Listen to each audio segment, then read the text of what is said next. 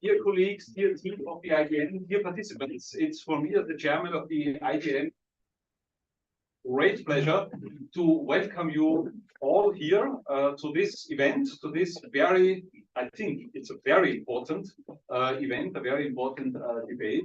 And we are extremely, I think we are as IDN, we are extremely pleased and honored that we could work it out, that we organized this event with such a high-ranked panel. We have here Excellencies, Madam Ambassador from Bulgaria, Nadia Nova Gospodinova. We have here the Ambassador of Romania, Ambassador Huricianu. We have the Ambassador from Croatia, Ambassador Daniel Glumcic. We have the Director General from the respective Director General in the Ministry of Foreign Affairs. We have here via Zoom Tom Snells from the European Commission. So, dear colleagues, this is a real exciting evening, exciting event. We want to tackle the, well, quite difficult topic of the enlargement of the Schengen area. And I will very fast move towards our moderator, to Sebastian Schäfer, who will introduce the panelists, who will introduce the topic. And I'm looking forward to our discussion here at the IBN. And at that stage, I would like to thank our panelists. I would like to thank the team of the IBN. And of course, I would like to thank all participants. We are sold out for this evening, and that is the best sign that the debate will be relevant and it will be a very interesting evening. Thank you.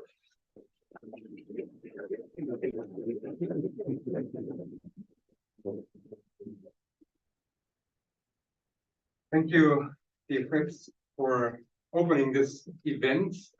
My name is Sebastian Schäfer. I'm the director of the Institute for the Danube region in Central Europe, and I would like to very much welcome you here at Vienna Eisergrund in the IDM seminar room that has never been this packed. As our chairman mentioned, we are sold out to the last place, and some will leave earlier, will be leaving earlier.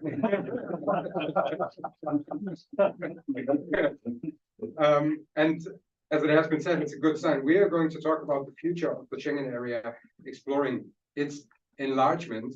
And this event is part of a project that IDM is running together with our friends from Bratislava Globsec, with the European Movement Ireland, and with Eliamet from Greece. It's called EUX2, and we will have another event already next week, but we'll stay in the present and we look very much forward to this, what I believe is one of the most crucial topics of our time, which for you might sound a bit strange, given the very volatile situation where there is even war returning to Europe, war in the Middle East. But nevertheless, I think that Schengen is one of the biggest successes of European integration.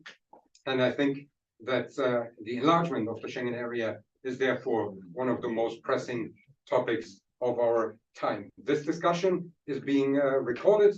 We will not live stream at the moment, but later on want to make it available on our YouTube channel. Nevertheless, feel free to be open and frank.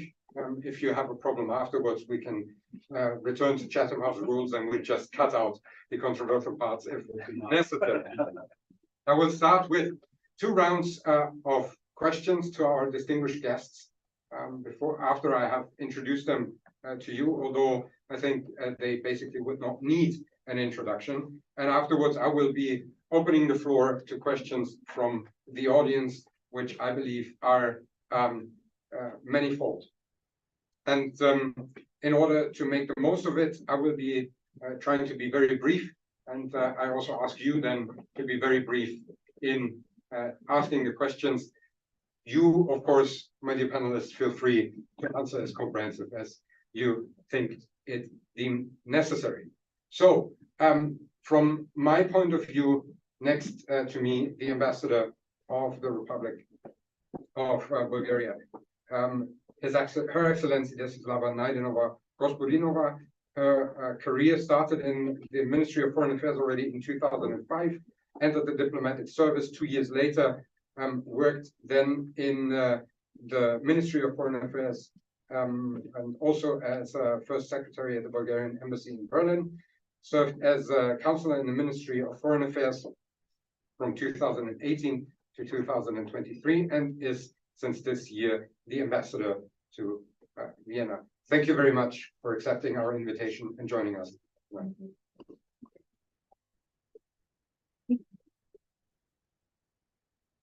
We have then with us His Excellency Daniel Gluncic, the ambassador of the Republic of Croatia in Austria. He served also at the embassy in Germany from 2000 to 2008 in various positions, and then in 2013 became Charge d'Affaires in Iran. Later worked in roles within the Ministry of Foreign Affairs, within the Croatian Parliament, and is since 2020 the ambassador here in Vienna. Thank you very much for returning, because we already had the pleasure to have an event with you before. Thank you. Also returning is His Excellency the Ambassador of Romania in Austria, Emil Burezianu. He is a writer, a publicist, an editor, a political analyst, and the ambassador here since 2021. He spent over a decade at the Romanian Department of Radio Free Europe in my hometown, Munich. He was also the director of the Romanian section of Deutsche Welle in Cologne, and after returning to Romania, he also advised the Romanian Prime Minister and worked also for various media outlets in Romania. He was appointed ambassador to Germany in 2015, and as I mentioned, since 2021 is the ambassador here in Vienna. Ambassador, thank you for joining us.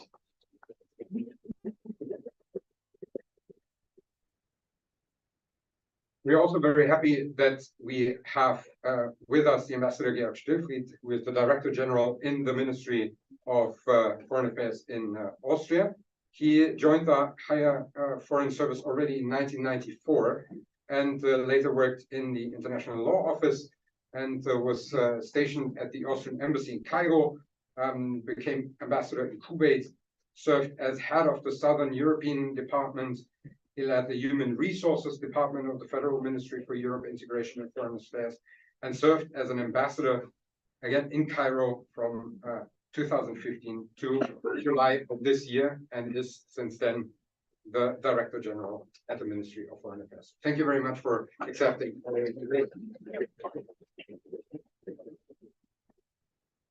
And joining us online, thank you very much for making it possible. As I understand, you are already preparing for the upcoming Belgian presidency of the Council. But Tom Sneels is tonight here in the capacity as head of unit of the Director General for Migration and Home Affairs, Deputy Director General in charge of Schengen and internal security at the European Commission. Began his career in 2011 in the DG Competition, was in the DG Internal Market and also in the Secretariat General. He held various key positions over the years, including Assistant to the Secretary General and Deputy Head of Cabinet until last year. And in March of 2022, he assumed his current position. Thank you very much for taking the time and joining us online.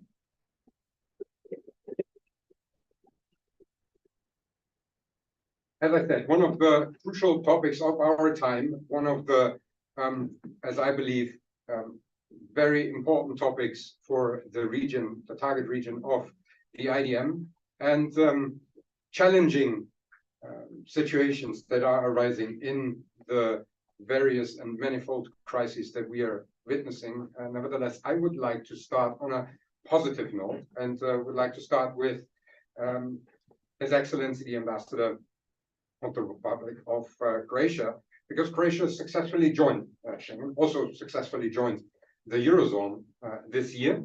And could you outline for us the steps and preparations that were undertaken, and how these requirements were met leading up to this accession? Well, it was a long way, first of all, to get, I will say, or to reach this core aim in Croatian, not only European politics, it was for us an international thing. Especially as you know, we started our statehood in beginning of the 19th. We had this war, and all the governments in the past, they were concentrated, how can we be a part of the European Union? And first of all, Schengen and the Eurozone, this was the last 2 points that we had to fulfill to make it a round thing. Yeah.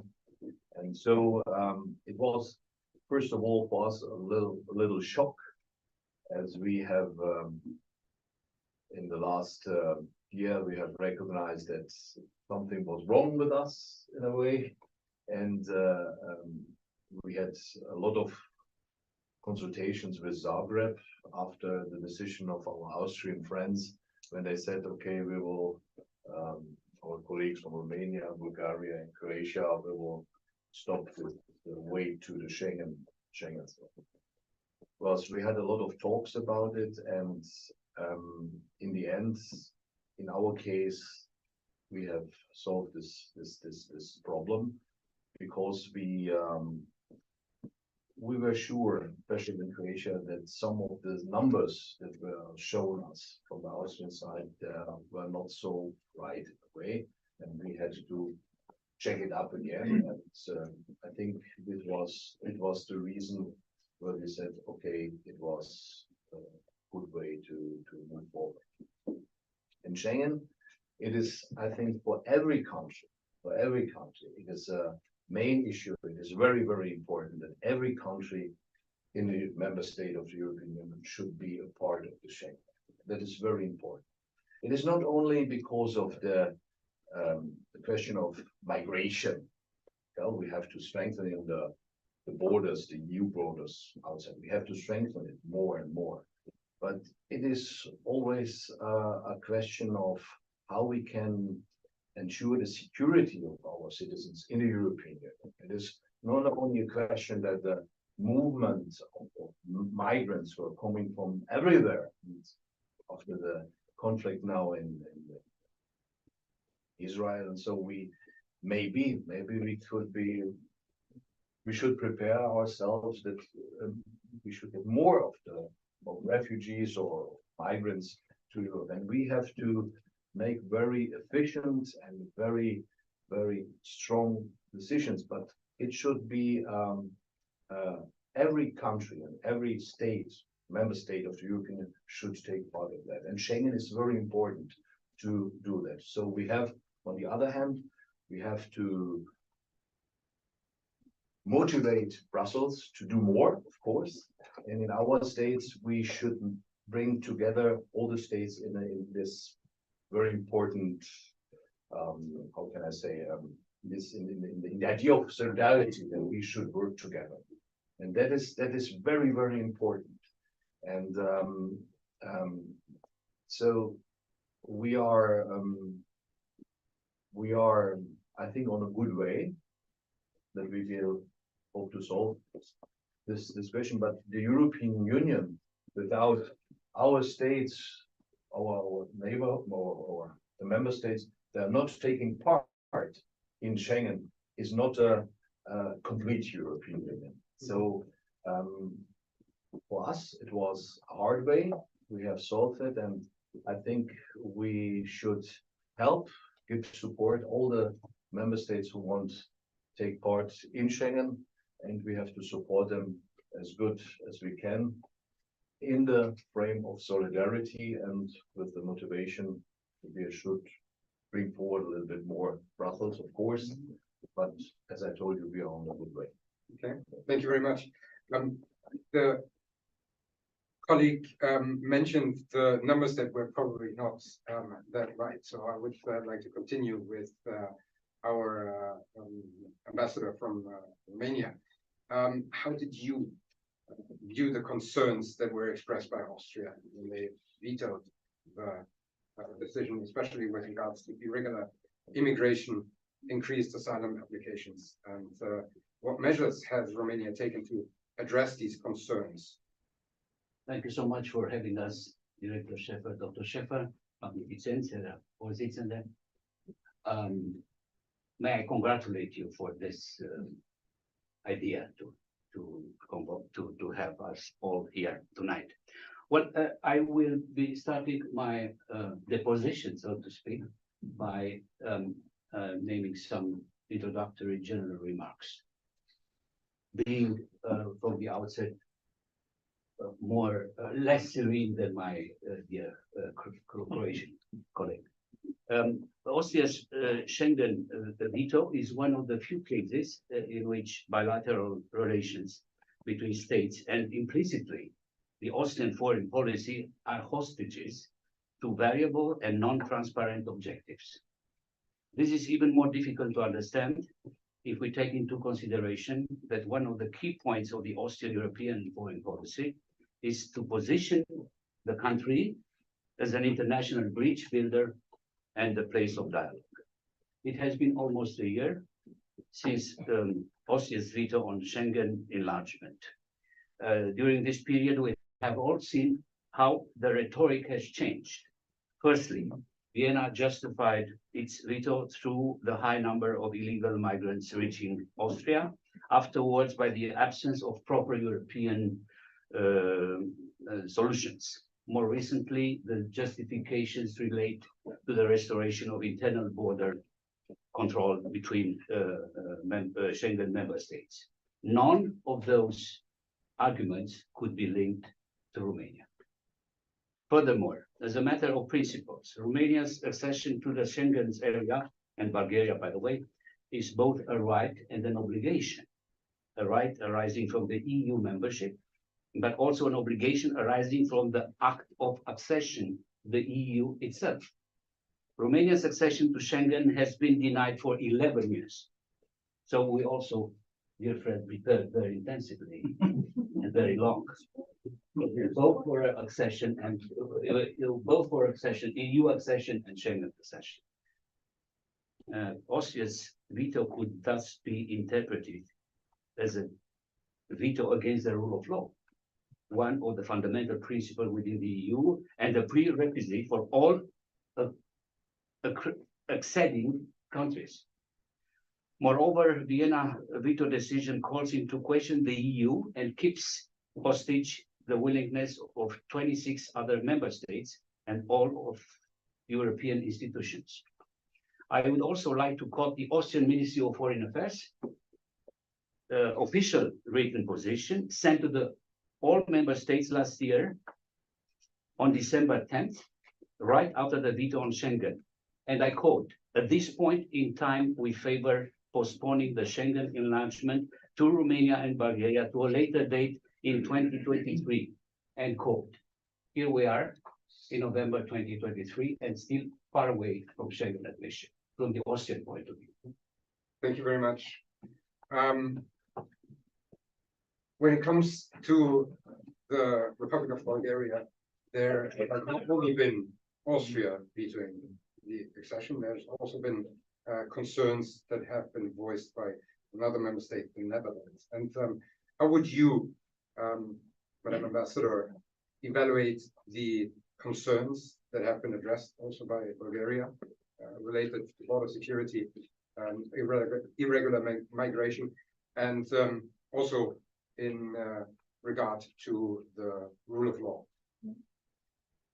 First of all, let me thank you for organizing this very timely discussion, not only because what already has been said, and it's a high time to take a decision on Bulgaria's accession and Romania's accession to Schengen, but also like to put it in a broader context. Just a couple of days, on the 9th of November, we marked the fall of the Berlin Wall. and a very symbolic act, a very meaningful act for all of us Europeans. And my colleague Daniel has already mentioned it. Joining the Schengen area and joining the Euro area, and the ambassador of Romania has also mentioned it. These are not only rights but obligations of both our countries, stipulated also in our treaties of accession. These are rights and not privileges. I would like to underline it. But it is also a very important part, a finalization of our integration. And as a person who have spent most of my career working in the European Union Directorate, I can assure you, and all of you can confirm it, Schengen and Euro are the two tangible proofs of the European integration that everyone can feel in their everyday life. And on your question, I would like to raise a rhetoric one. Has the security of the European Union have been weakened in the last Schengen enlargement, or on the contrary? Bulgaria is a strong guarantor of the security of the whole European Union by being an external border of the European Union. We protect the border of the Union and contribute to the security of the whole European Union. And when we talk about protection of the external border, I do not mean only prevention of illegal crossings of the border, but I mean also fighting smuggling, fighting drug traffics. I mean, what actually security means? Is it only the classical assumption of security, closely related to internal security and social order? Nowadays, we have to understand security in a broader term, as a multi-sum, multi-layered. And I would like also to underline that the security has many aspects, being ecological, being energy, being economical, and we see it nowadays. Bulgaria have contributed and continues to contribute substantially to the security of the whole European Union. And with regard to the rule of law, successful achievements in Bulgaria in the last couple of months have led to the abolishment of the decision of the European Commission to have cooperation and verification mechanism on Bulgaria, after concluding in 2019 that Bulgaria have accomplished already all the benchmarks in this report. And in conclusion, I would like also to underline that joining the Schengen area is strictly related to technical requirements and criteria that have been met by Bulgaria already in 2011. So 12 years Bulgaria have been waiting to have at the end this positive decision.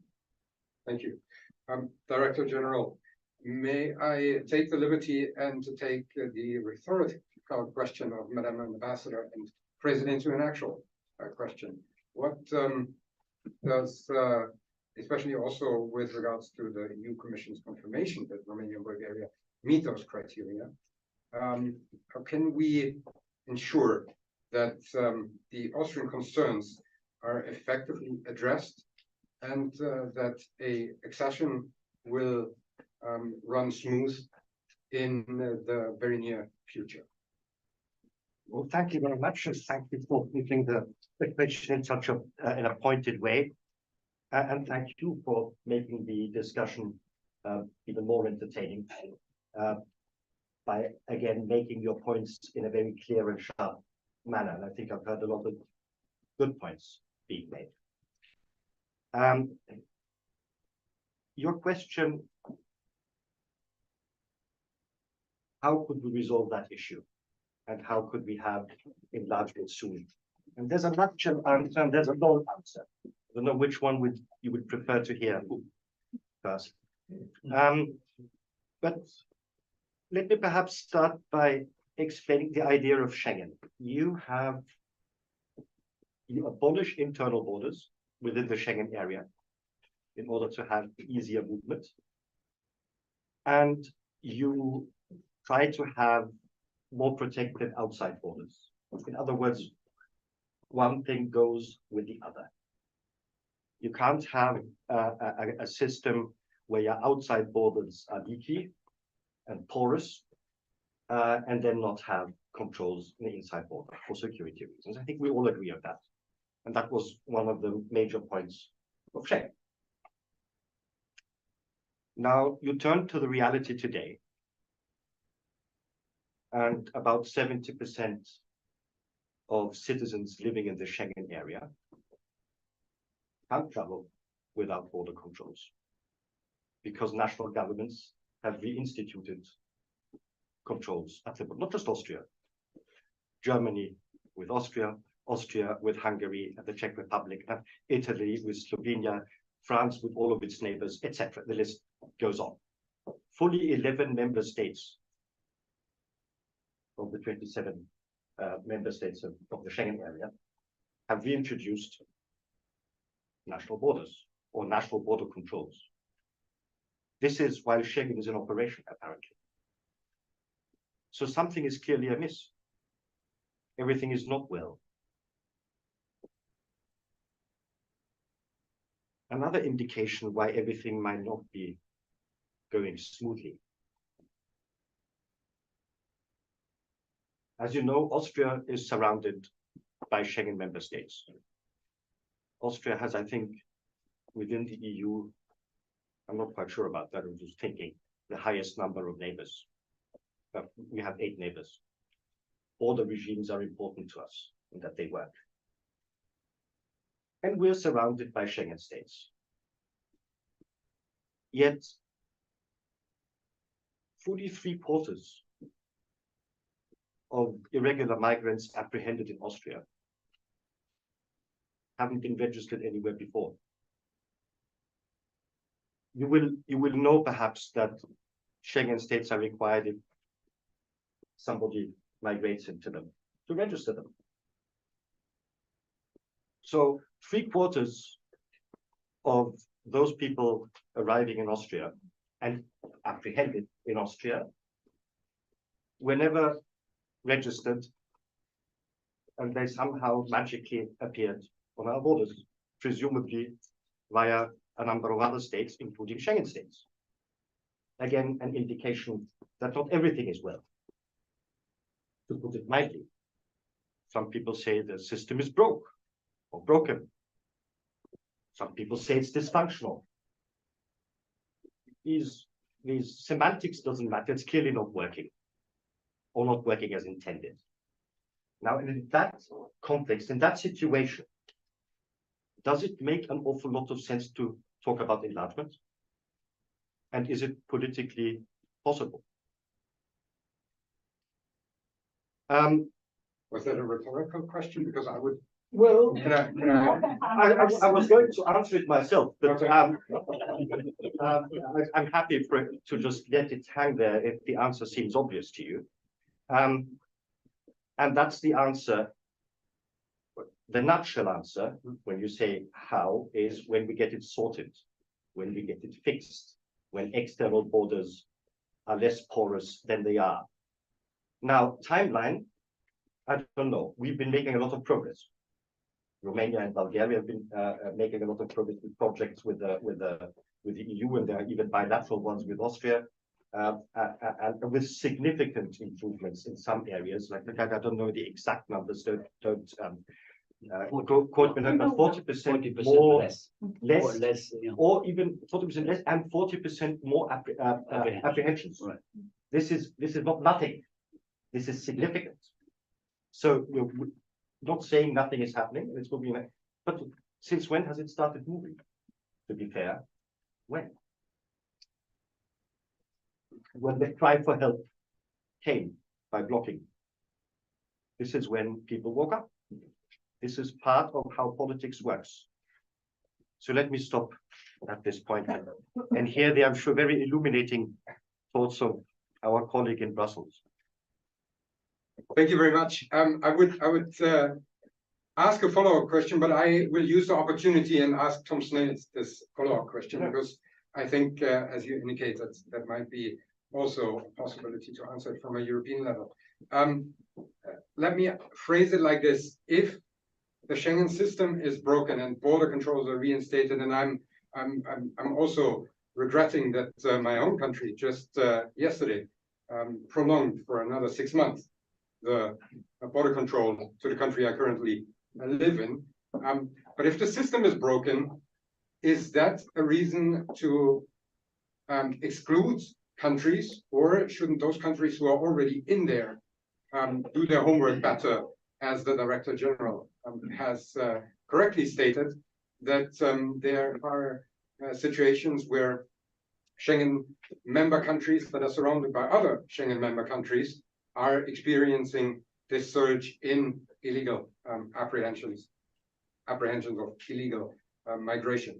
Or to phrase it a bit shorter and a bit more concise, maybe, don't you think that Bulgaria and Romania also deserve to join from a Commission point of view when Croatia was admitted in the beginning of this year?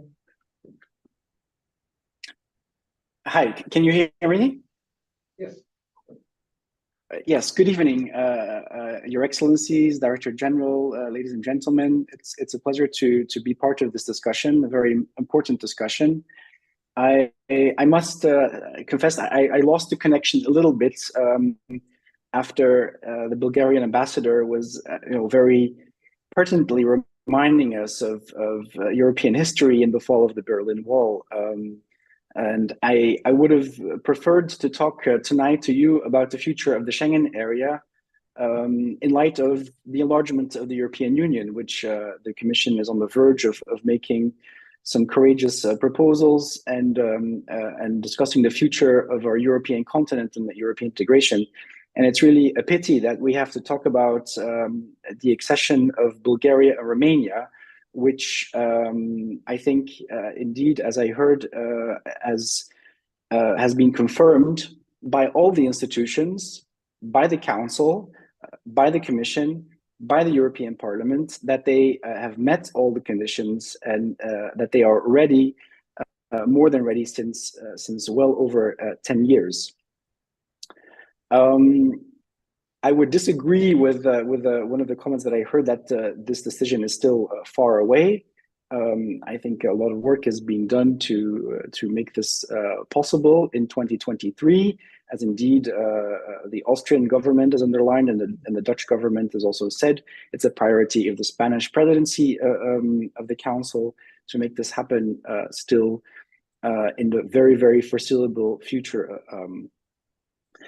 I would also like to underline what I've heard in the beginning, the very beginning of this evening seminar, is that Schengen is indeed one of the biggest successes of EU integration. And it's not a coincidence that Croatia joined the Schengen area and the Euro area at the same time, because the Schengen and the Euro are at the very core of European integration. And this is a very good time to think about where we are going with this integration in view of the enlargement that we'll be discussing, in view of the end of the mandate of this commission, in view of the change of the institutional cycle. On the point that Schengen is broken or Schengen is dysfunctional, Schengen is not working, I totally disagree. And And I think there are maybe some very simple facts and figures that are relevant. And I think it's very good that we have a factual and evidence-based discussion that enables policy decisions, and not the other way around, which has happened too often, is that we have policy-based evidence making. And for that, since 2 years, we have a Schengen governance cycle. We have a Schengen Council where each and every time the Commissioner for Home Affairs presents a Schengen barometer to all the ministers, to all the delegations, which has some very inconvenient truths in some respects, but also have some facts and figures that allow the ministers to take the right decisions. And I can come back to whether these are the right decisions or these are actually legal obligations in the case of enlargement. But one simple fact: Schengen is not working, and we are talking about irregular migration. How many people travel to the Schengen area each year?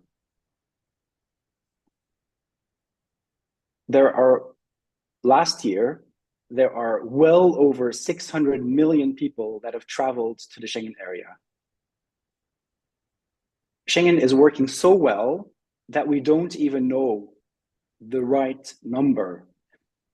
Schengen is the most attractive geographical space in the world for international travel. 2/3 of all international travelers come to the Schengen area. And the Schengen area is even more attractive now with the accession of Croatia. So 600 million people, and this is a very conservative estimate after COVID, because I think without COVID, we would be well at 1 billion. So compare that number to the number of irregular border crossings. Last year, and the figures may be a little bit higher this year than last year, but we're talking about approximately rounded 300,000 people. That's roughly 0.05% of all the regular external border crossings. So if Schengen is dysfunctional, how on earth are we welcoming in a very safe way, in a very well organized way, in a very smooth way, so many international travelers? And we have roughly 150,000 EU and member states border guards that make that happen.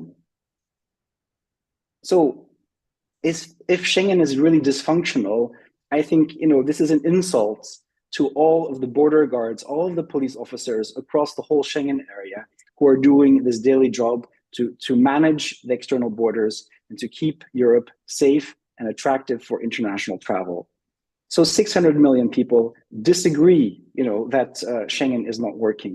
And this is why we show numbers each and every time about where the real issues are, because I'm not, saying that there are no issues. I mean, there are some very serious concerns that we have vulnerabilities, we have irregular border crossings. The Western Balkan routes, that is the most relevant one in this discussion, is not the biggest concern in the discussion. And the Western Balkan route, thanks to actions and thanks to the good discussions that we've had with Bulgaria, with Romania, thanks to the good discussions we have had with Austria, with the Netherlands, we have put in place an action plan to tackle irregular migration across the Western Balkan routes.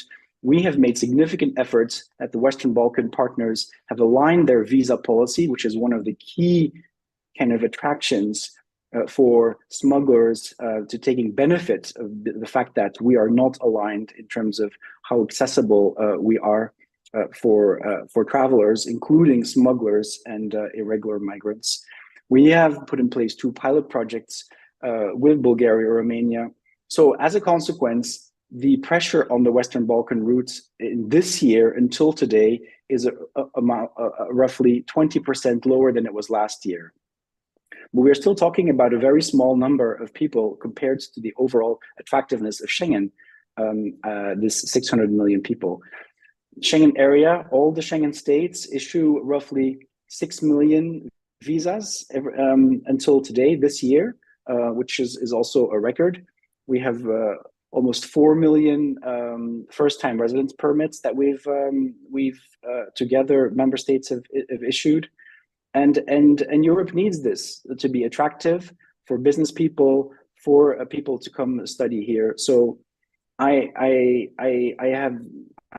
find it very difficult with those numbers to say that Schengen is not working, because all of this is Schengen, and all of this is thanks to primarily, of course, the efforts of all the member states, together with the European agencies, and together with the European Commission, that make this possible. On the timeline of for Croatia, Bulgaria, Romania, the position of the Commission has been consistently over the last 10 years that they are ready.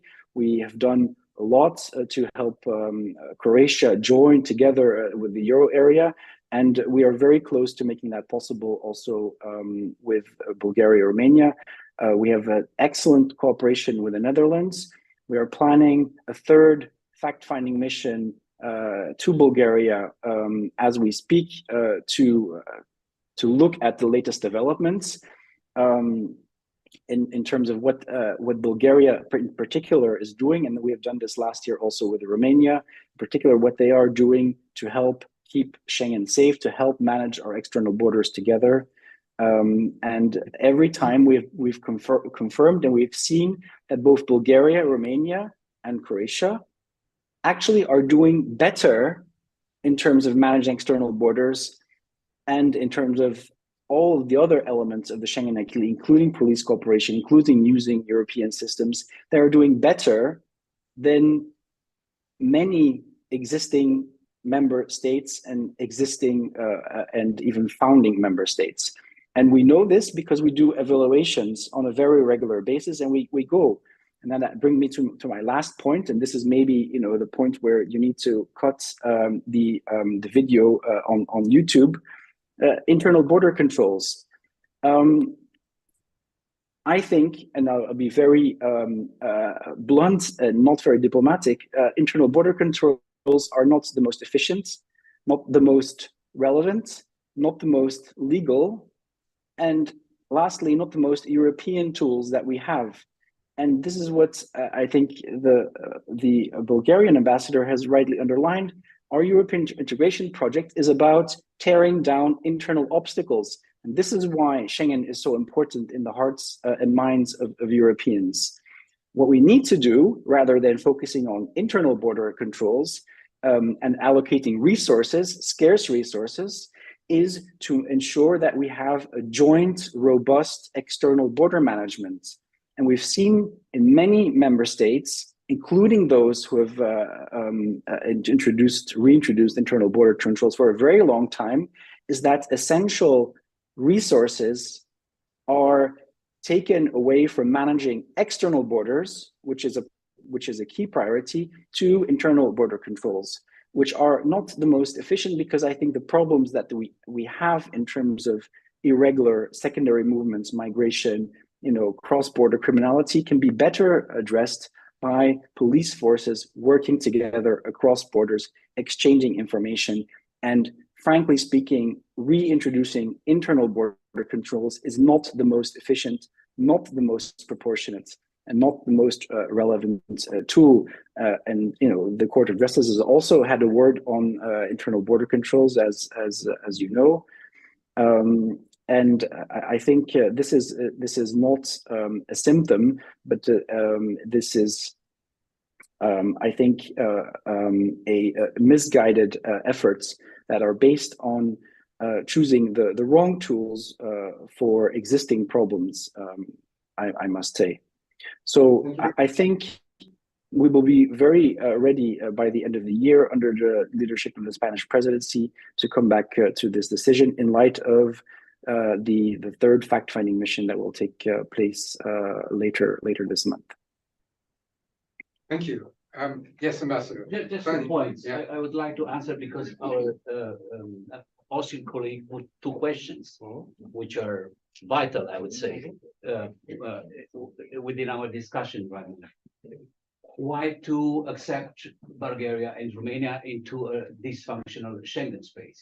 I would kindly remind you, Ambassador Friedrich, that 1 year ago, there were not so many border controls inside the Schengen space, and you accepted Croatia. That's nothing to do with against you. You accepted Croatia in a partly dysfunctional space. You did it. And you refused us and the Bulgarians without any warning. That was a diplomatic failure. There was no warning whatsoever, no discussion prior to your sudden decision. And we've been allied in the EU, old, For a very long time. historical, Yeah. cultural, Yeah. industrial, economic partners. Yeah. On the other hand, the Schengen space with so many temporary border controls between the Schengen member states is not not necessarily a dysfunctional Schengen space, because these border controls are legal, they are temporary, they are notified. What we do expect, my personal warmest wish, will be to be accepted into the Schengen space and to install immediately temporary controls between us and Bulgarians, between us and Hungarians. In the meantime, we'll be strengthening our external borders together with the Bulgarians at the border to Greece and Turkey. This is it, as simple as this. By all respect, Ambassador, we have a deep understanding of the Austrian security concerns. And in a way, being more objective this time, I can only admire your sense of clairvoyance, because 1 year ago, you've been the first one, probably, in the classic Europe, giving this alarm cry. Yeah, well, it's okay. But please do not solve your internal political and your external security problems with us on your back, on our back. Yeah, on your back. Yeah. Thank you. Thank you, Ambassador, for taking over my job here as well. Because, my follow-up question actually would have been exactly that. Do you disagree with 600 million Schengen travelers? And if the system is broken, why Croatia, yes, and Romania and Bulgaria? Yeah, there's no? a number of points here. First of all, our Director General claims or states Schengen is not broken because 600 million people from outside of Schengen choose to visit the Schengen area. I don't know who finds this convincing. The point when we said that the Schengen system was broken, and I said some people say it's broken, some say it's dysfunctional, I would say it's clearly not working as it's supposed to, which is perhaps a little less dramatic, but closer to the truth, was with regard to internal border controls. It has nothing to do with foreigners going into the Schengen area and needing only one visa. It means if they go from an Austrian, going from Austria to Germany, or the other needs. I don't need a visa yet. Yeah. Not a visa, but you need to show your passport. No. You know, I wouldn't say that. No. what do you have to do at the German border? Until 2015, Now, I came here yeah. until in 2014. Yeah. That was fine. Yeah. Since 2015, I don't always wear a suit. Sometimes I wear a leather jacket. Right. I'm randomly selected for. Okay. So the point is there are controls at the borders in many countries.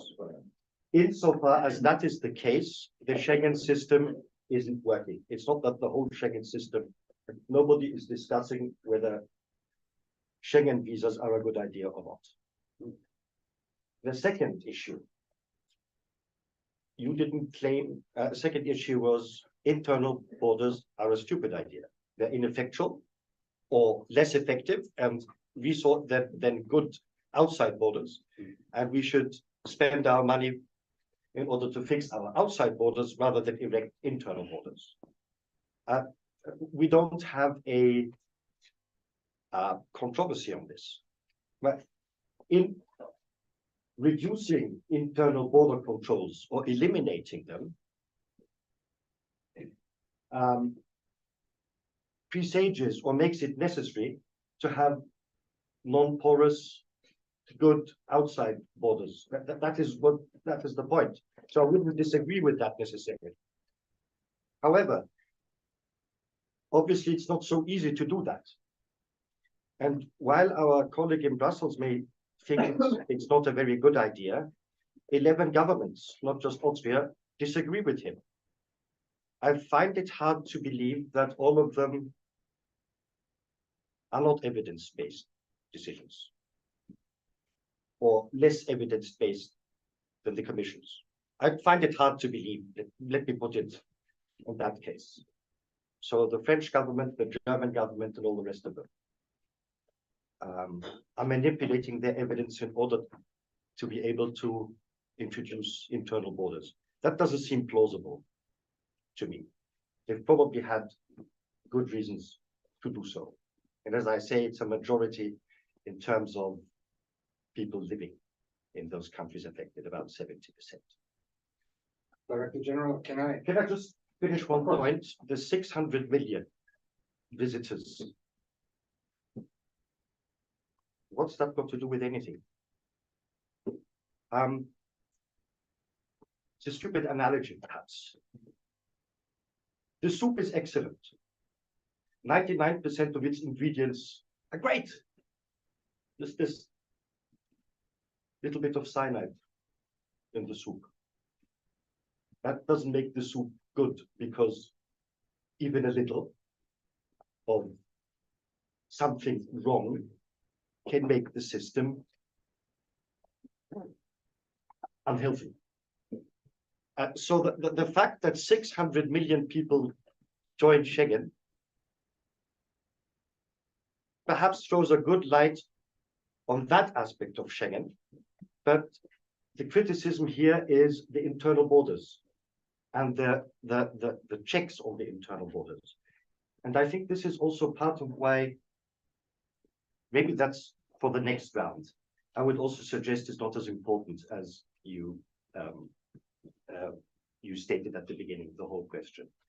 But that's perhaps for a third round. And as for the timeline, I have no idea. You may have a lot better information than I do. I don't know whether we'll be there by the end of the year. I simply don't know. So, and I'm not willing to speculate. I will postpone my follow-up question a little bit, so we also include the rest of the panel before we open up for questions from the audience. Madam Ambassador, is it and feel free to, of course, comment on what has been mentioned, but my question would be, is it even possible to now view a Schengen accession separately, or are you sort of bound by this veto decision to Romania and the situation, how it evolves together? And the question is, that was very eloquently sort of avoided by the Director General. Why could Croatia join and Bulgaria and Romania not? Is it thinkable that this will also be separated, or are you now bound together and that situation can only be tackled together? Yeah. This probably is a question to our Austrian colleagues. But first of all, allow me to comment on what's already been said. First, I cannot agree that the external borders are leak. There are plenty of figures and facts, and it has been already mentioned by the Director General in the European Commission. I will not present already the numbers that have already been presented on many occasions. But just on a short example, because internal border controls have been mentioned plenty of times. 11 countries have reintroduced internal border controls. All of them, with the exclusion of one, support the accession of Bulgaria and Romania to the Schengen area. And I believe it's a very legitimate argument, and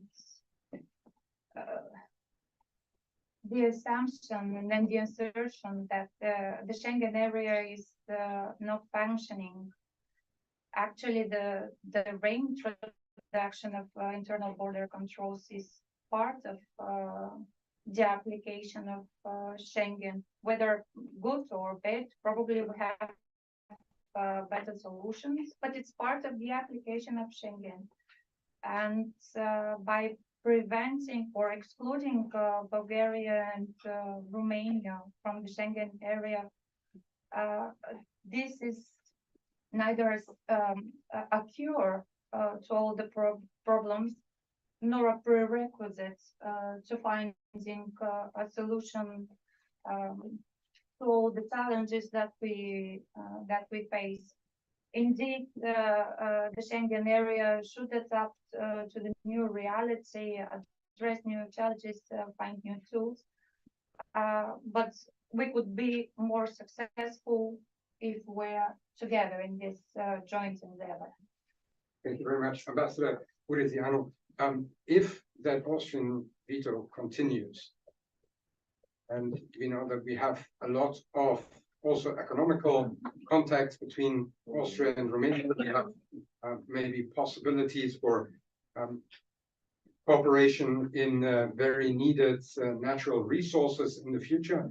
Is it thinkable that the Schengen area accession and the question about it will be linked to a question that is related to these economic ties between the two countries? Well, we, as every European or worldwide country, we have, like our Austrian friends, our own political and diplomatic instruments. Of course, we are still amazed by this decision. Our politicians, our government tried hardly to control the public outcry, which has been expressed last year in the weeks immediately after the veto. There were clients of, I don't know, Raiffeisen or the Erste, withdrew their accounts. There were drivers who, before staying in for the internal border control between Germany and Austria, refused to tank by OMV, and so on and so on. Well, this has been contained. Our, I've heard Chancellor Nehammer saying, ask the same question. He was asked the same question as you asked me myself, and he said, "Lassen wir die Kirche im Dorf."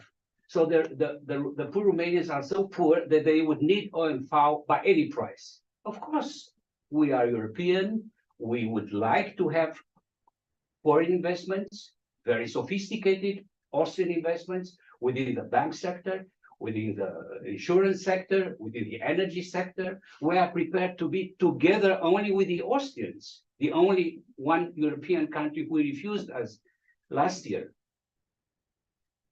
The biggest gas producers exploiting our common areas, gas areas within the Black Sea. In 3 years, we'll have 10 billion cubic meter a year together with the Austrians.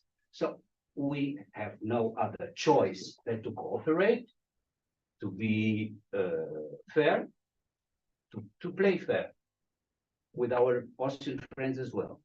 What we tried to have immediately after the first refusal was to know a bit more about the real reasons.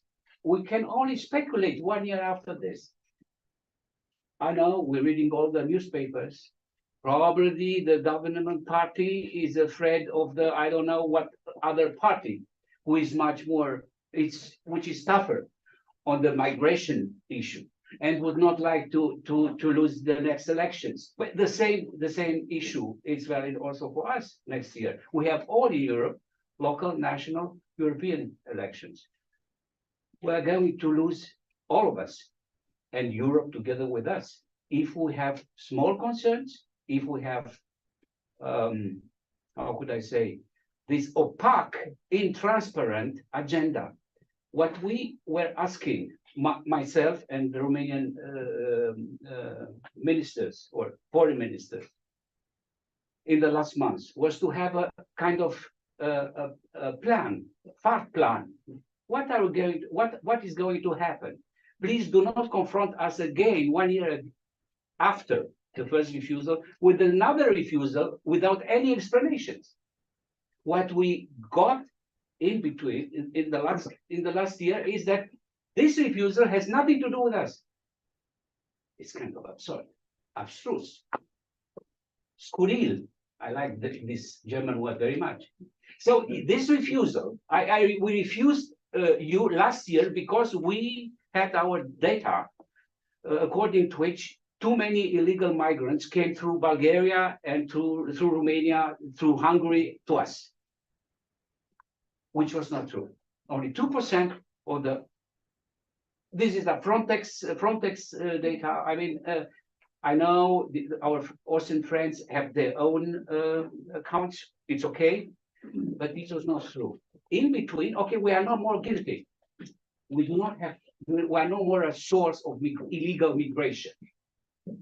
The Germans are guilty because they import their internal controls. I don't know who else.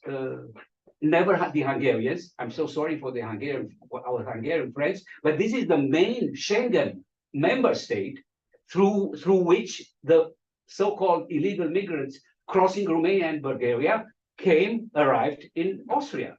They did not fly over Hungary. But I can understand your post-imperial nostalgia. I can understand your special interest with your immediate neighbors. We are also an immediate neighbor of Austria. So is Croatia.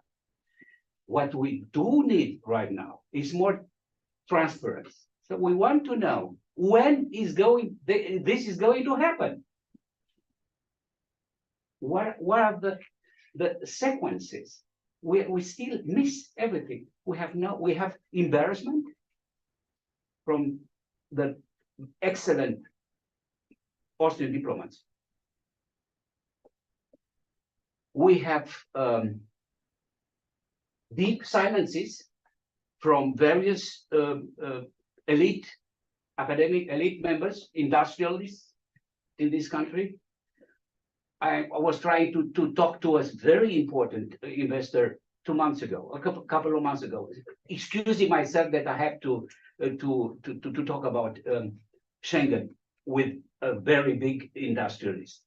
And I said, it was perhaps an accidental error by your government. He said, no, it was not an accidental error. It is a shande. What happened to you, given our excellent economic relations? We are all suffering, also the Austrian investors.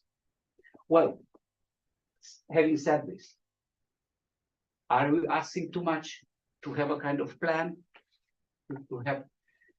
We are among diplomats here, among academia representatives, who would like to be more preventive, to be more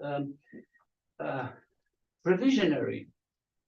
Please do not come with a non-qualified no, refusal. We cannot believe in these explanations because the internal border controls in Europe are not the same with the controls we have at our border to Hungary. Please go to our Hungarian-Romanian common border and you'll see 20 kilometers, 25 kilometers of LKWs, of trucks, staying there day and night, polluting everything, which does not happen at the Bavarian Oberösterreichische Grenze. Es tut mir leid.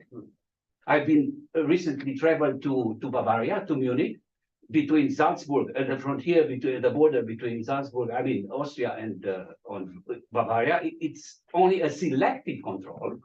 It happens punctually and does not hinder the basic circulation of humans and of goods. This is it. Thank you. Last question in this round, and then I'm gonna come to the audience. Ambassador Vuncic, have your borders become more porous after the accession to Schengen? Or on a more positive note, what are the benefits that you maybe experienced with regards to tourism, better exchange? I mean, there was no border for decades between Slovenia and Croatia, and also maybe looking to the other neighbors that we have. Yes, first of all, what you have to emphasize in this question is, okay, it's a technical thing. You have told that it's Schengen is a technical thing that you have to manage the external border and so on. But we are sitting here, all of us as Europeans, Bulgarians, Romanians, Croatians, Austrians, but we are Europeans. It's a good idea. I think that the European idea is a good idea. Absolutely. And Schengen, Eurozone, as you told, is right. It is an issue that everybody feels. Every citizen in Austria, Croatia, in Germany, we feel that I can move fast. I have money that I can use in Germany, in Croatia, and everywhere. And so Schengen and the Eurozone, it was with all this things about inflation and they are rising the prices of some products. Okay, everybody in Austria, in Germany, we had this situation. But on the lines, in the end, it was a success. It was a success story. And we here, we are sitting in Europe, every country, every politician is asked. Should we support Europe?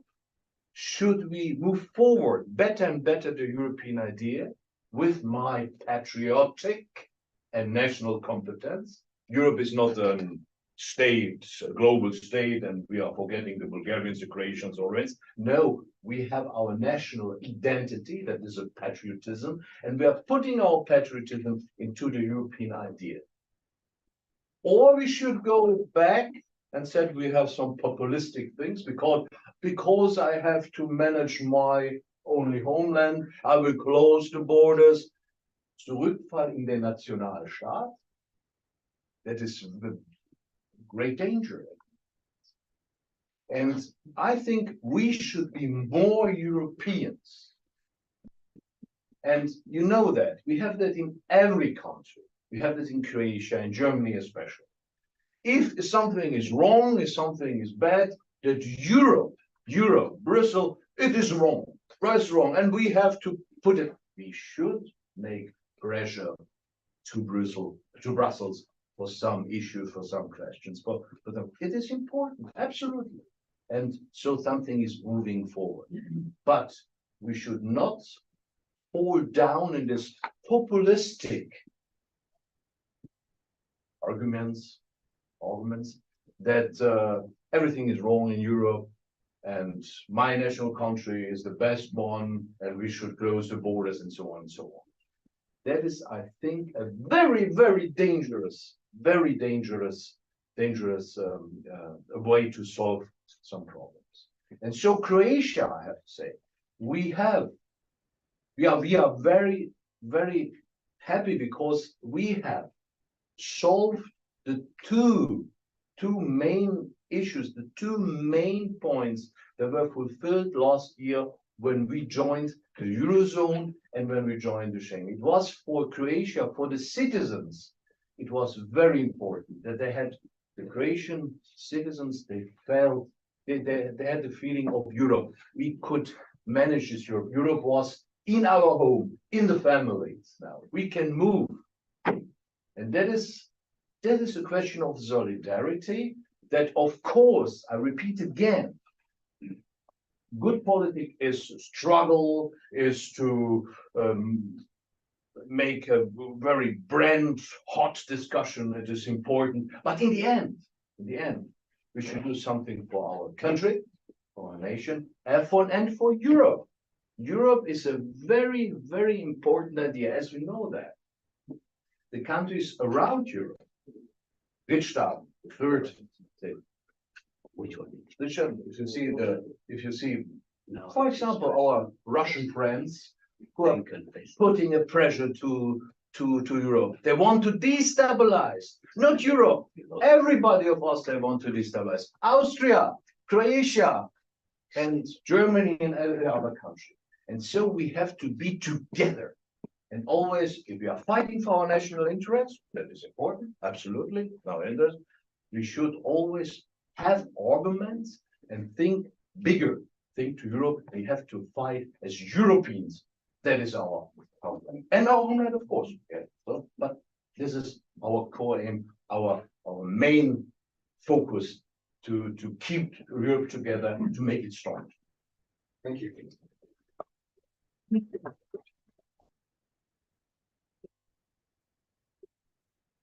So we have already a question here. Could you briefly say your name and if you ask your brief also question to whom it is addressed? Yes, very glad to be here with a wonderful discussion of that. My name is not familiar. I live here more than 27 years. And also I'm now very Deutsch. Unsere Herrschaften davon.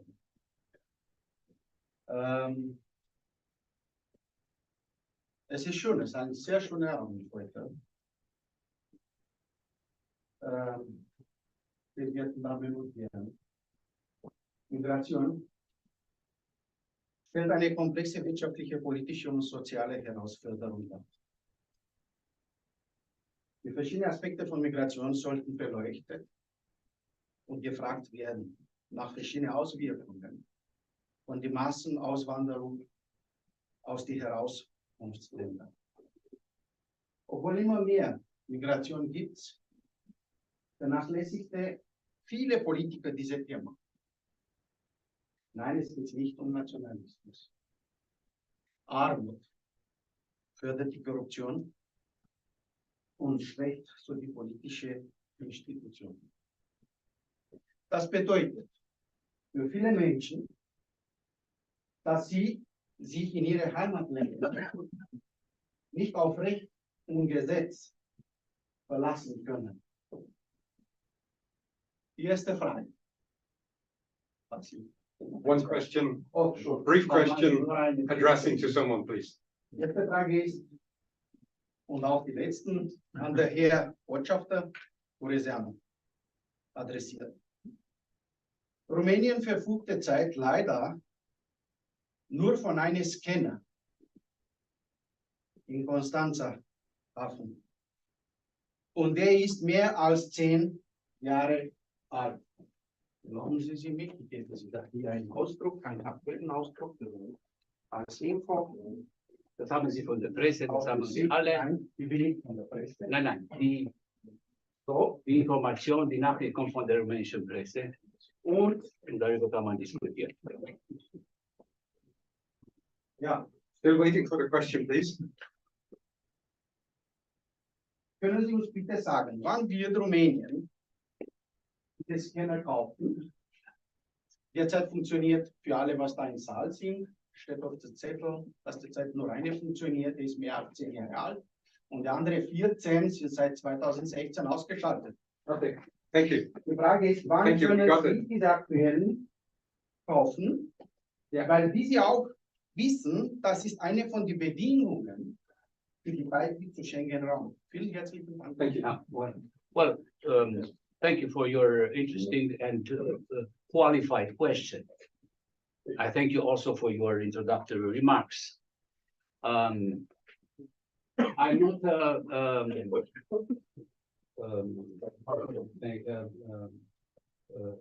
a government purchaser or radiologue, so I cannot say you more about the acquisition of scanners. What I know is that Romania invested in the last 11, 12 years over 1 billion euros in the most performant instruments for controlling, surveying the borders. What I can also say is that the Austrian Interior Minister, Mr. Kanner, visited Romania, Bucharest on the 26th of April. I've been part of the larger team, of the Romanian team, of course, but traveling with him by the same plane and staying with him at the queue at Vienna airport, because in Ottopen he enjoyed all the privileges of a high guest. He had to wait at least 30 minutes at Vienna airport. He respected this, coming from a non-Schengen country, of course. Well, Mr. Non-Schengen, Mr. Kanner, Mr. Kanner was very impressed, and the whole interior minister experts in the last months, during the last year, have been convinced that the problems have been solved. There were some difficulties, shortcomings. Of course, there were some. We have also many borders. We have the longest border to Ukraine, where we have a war. I don't know why, I'm not sure. Have we not this war, that they would have never veto Schengen to us. I'm sure about this. Because I've heard during my discussions with some Austrian experts this year, you know, you have an open, with you in Schengen, we'll have suddenly an open space from Transnistrian to Vienna without any control, which is very risky right now with the war in Ukraine. Some very important, I won't name them, Austrian counterparts were not informed that between Romania and Ukraine and between Romania and Republic of Moldova, there are very surveyed borders. I mean, we have American planes, we have Belgian, Canadian planes, beside our forces, who not already starting with the war in Ukraine, are surveying intensively, comprehensively the borders. So probably the scanner in Constanța, I don't know, I'm not very well informed. What I know is that Constanța is a very performant place, point through for the transfer of the Ukrainian grains to Africa, to the rest of the world. We got millions of refugees. We got, as the first ones in Europe, millions of Ukrainian refugees. After this, many of them settled in Austria, in Germany, and so on and so forth. There is no objection whatsoever from the side of the Austrian Interior Ministry experts, who all unanimously agree that we did our Hausaufgaben. We did our work. So not only Frontex, but only the Austrian government, the Austrian Interior Ministry agrees upon this. This was the main reason last year that we have too many illegal migrants letting through Romania and uncontrolled from Serbia to Romania and so on and so forth. This point does not exist anymore. But there is no other point. The main point I've always heard is that the Germans imposed border controls with Austria, that only that the Poles have border controls with Germany and so on and so forth. What the hell does it has to do with us? Where is the problem? I don't see any link between the German-Austrian controls. On the other side, Germany agrees upon our accession. France, which used to have as the first big European country, very threatened from all sides by the illegal migration. France proposed the cancellation of the Schengen space, as you remember, some years ago. They still think intensely of it. But however, they vote pro us, not against us. And they are ready to vote again in our favor in December this year or whenever it will be happening.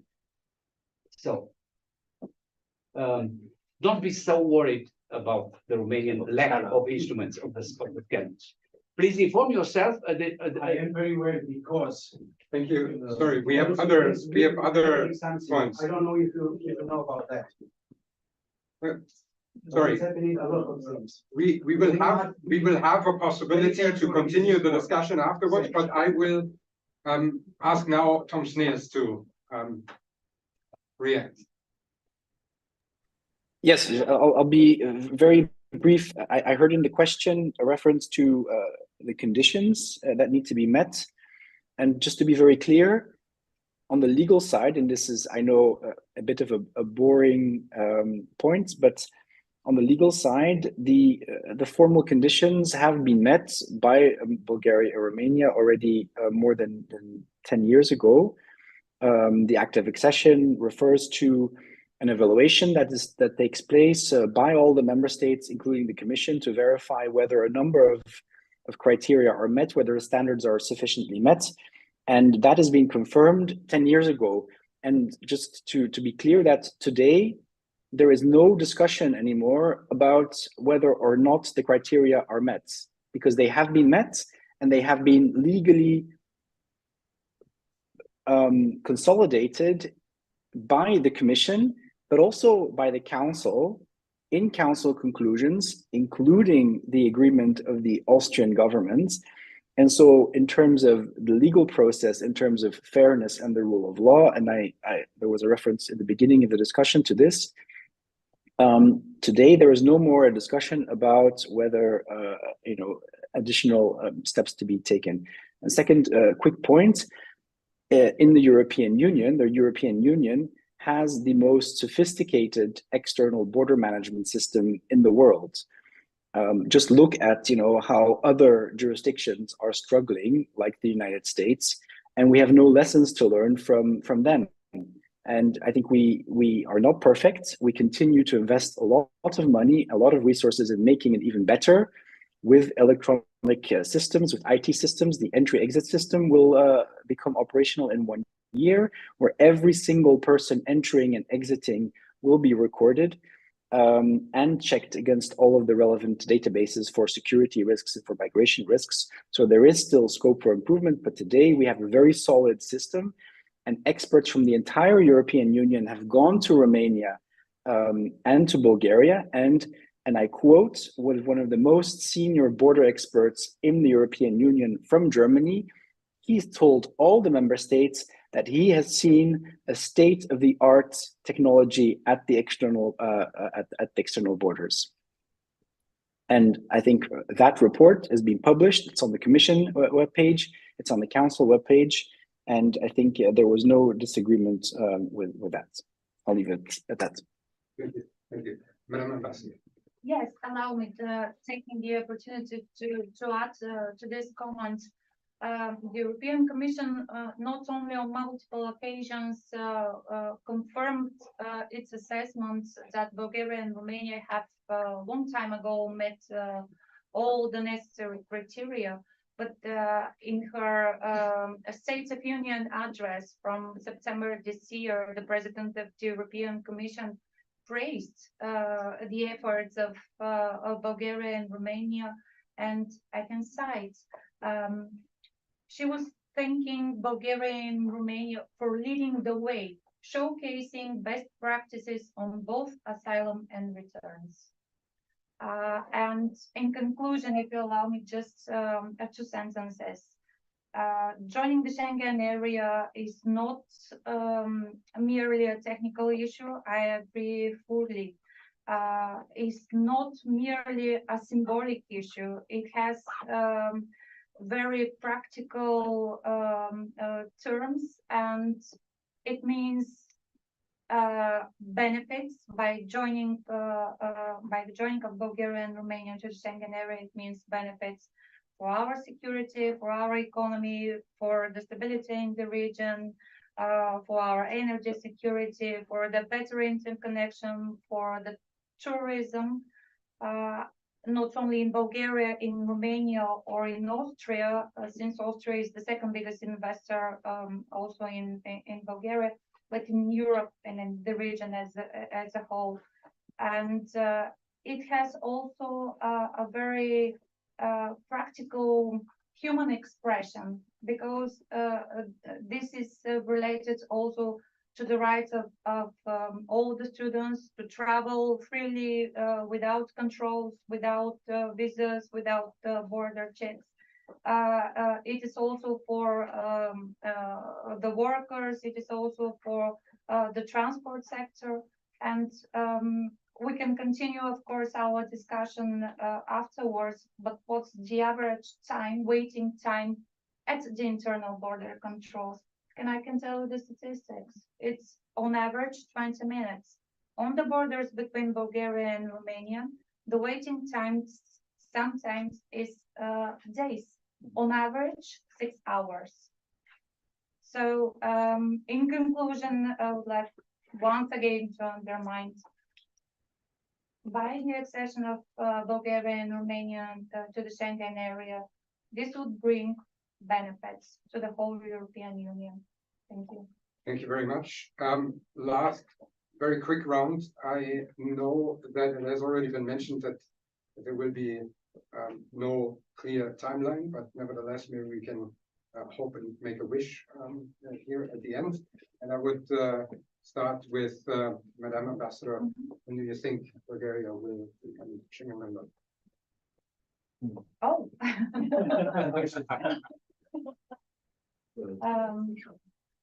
Let us prove by the end of this year that the European Union is functioning and that the underlying principles of the European Union are still alive. Ambassador Gruncic, will we see Romania and Bulgaria joining by the end of the year? Well, as a diplomat, I would use in a very British saying it's, well, British as well. Problems are like babies. The more you nurse them, the bigger they are. Ambassador, who is the honor? I hope this could happen in December this year, although there are no promising signs from the Austrian side. On the contrary, I would say. My darkest vision is that this will take place after the Austrian elections next year, if the current governing party is still winning the elections, will win the elections. If not, there will be vain. Schengen space, European Union, and so on and so forth will be forms of the past. Very For everyone, Yeah. not only for us. Very dystopian in that sense. Can you be a bit more optimistic, Director General, and give us a positive outlook? Well, I could, but I don't have a crystal ball. So there's no, if I'm perfectly honest,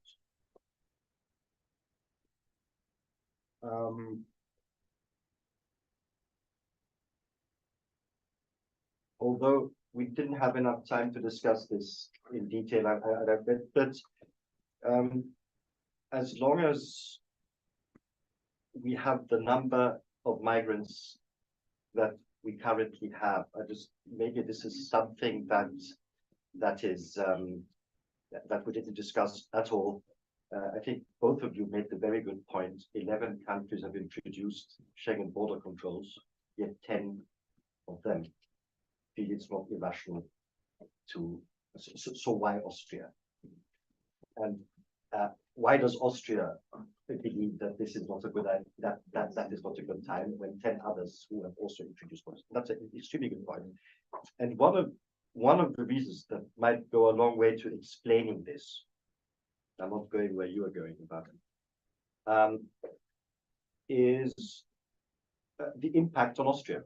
I think we tend to forget that Austria is by far the heaviest impacted state per capita of irregular migration. Only Cyprus has more. We have per 100,000 inhabitants, roughly 1,000 and a bit illegal migrants. The next one, Greece, has 300. It's quite, Cyprus has 2,000. So we by far the heaviest impact. While you may think there is no rational link, but certainly a link, political link between that. So looking into my crystal ball,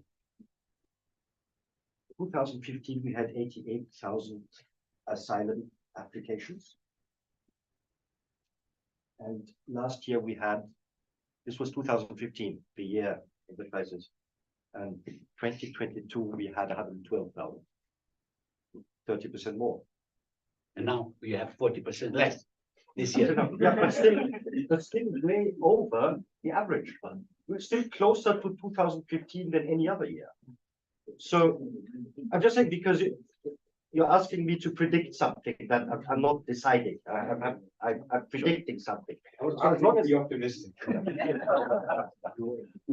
When the numbers go down, we will see. Thank you very much. And last but not least, Director General Tom Sneers, under Spanish, under Belgium, or under Hungarian presidency, when will they join? Well, I must say something about the numbers, because I think I have a problem, with a discussion, X amount of illegal migrants per capita. I think this is a recipe indeed for cyanide in the soup. I think Iceland, and I was there with the Schengen coordinator, and who's Deputy Director General, and I'm part of his team. Not so long ago, Iceland actually has one of the highest asylum applications per capita. They're not complaining. And I think 2/3 of all asylum applications are people that enter the external border on a regular basis, not irregularly. And here the 600 million comes back in. So I think this is very relevant, but I think we need another seminar for this. In terms of timeline, I also don't have a crystal ball, but I do know that the Spanish Minister of the Interior, who chairs the Schengen Council, has said that he is very optimistic to make significant progress. There is a Schengen Council in the first week of December. By then, I think we will have made a lot of progress to convince Netherlands to adjust and adapt their position. They also have elections soon. So I think by the end of the year, under the Spanish presidency, we'll have made huge progress. Whether the decision will be formally taken or not, I don't know. But I am very optimistic that before Christmas, there will be a clear and tangible step forward. Now, and I think if necessary, then strengthening the Schengen area is a priority of the Belgian presidency.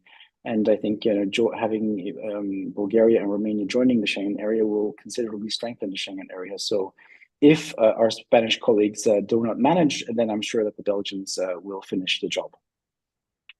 Thank you very, very much to, first of all, of course, our fantastic panelists. I think that deserves a big round of applause.